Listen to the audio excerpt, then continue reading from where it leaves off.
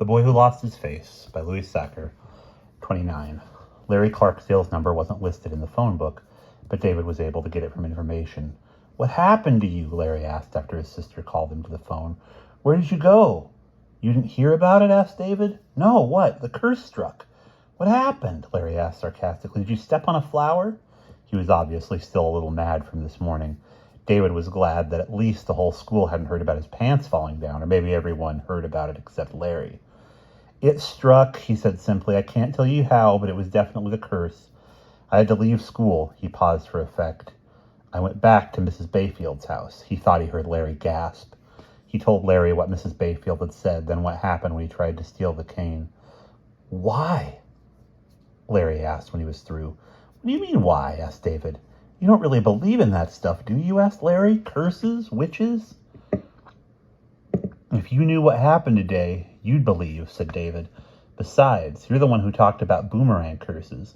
You're the one who made me pour lemonade on my head." "But I didn't tell you to call Roger Delbrook a sack of dog shit," said Larry. "That's just asking for trouble." "But anyway, I never lived in Australia," Larry admitted. "I made that up." David felt a sinking feeling in his stomach. Larry had been his one hope. "What about Japan?" he asked. "I never lived outside the U.S. But hey, don't tell Mo, okay? She thinks I'm a man of the world." "Then you don't know Kung Fu?" asked David. "I had a couple of lessons when we lived in Indianapolis," said Larry.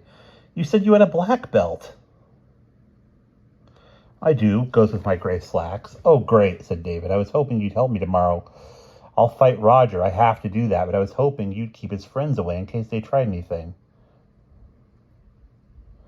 "What about Carmelita?" he asked. "You didn't live in Venezuela either?" "I bought those pictures from a guy for $5, said Larry. "I think he lived in Venezuela." "Thanks a lot," said David. "You complain about how hard it is to make friends, but then I try to be your friend, and all you do is lie to me.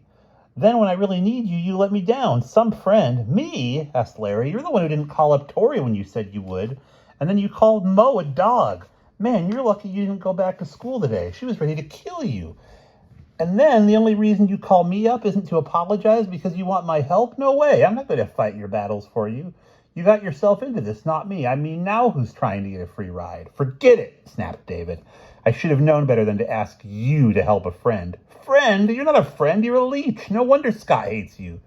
"You've got no face," said David. "Only a pair of ugly blue sunglasses. You're a butthead."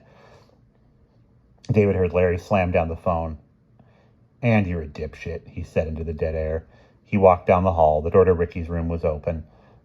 David could see him sitting at his desk, probably doing homework. Big stooge, little stooge. It was one thing for Roger and Scott to call him a stooge, but it wasn't fair that Ricky was the little stooge. Big stooge, little stooge. It gnawed at his insides. Whenever he thought about it, even if there was no curse or cane, he'd have to fight Roger for that. Ricky turned around and looked at him. "Hi," said David. "You want help with your homework or anything?" "Go blow your nose, snotface," said Ricky. David continued down the hall. "Go blow your nose, snotface." He wondered if one of the other fifth graders said that to Ricky today. Actually, he suddenly did feel he needed to blow his nose. Maybe it was the power of suggestion. He didn't dare let Ricky hear him. He went through his parents' bedroom to their bathroom and closed the door. It seemed so hopeless. Roger was bigger and stronger than he was. Roger knew he was coming, so he'd probably have all his friends there too. "It's me against the world. I have no friends left. My brother hates me. I'm cursed. I can never talk to Tori again." He looked at himself in the bathroom mirror and smiled. A strange feeling of confidence came over him. He had nothing left to lose. And that's the end of chapter 29.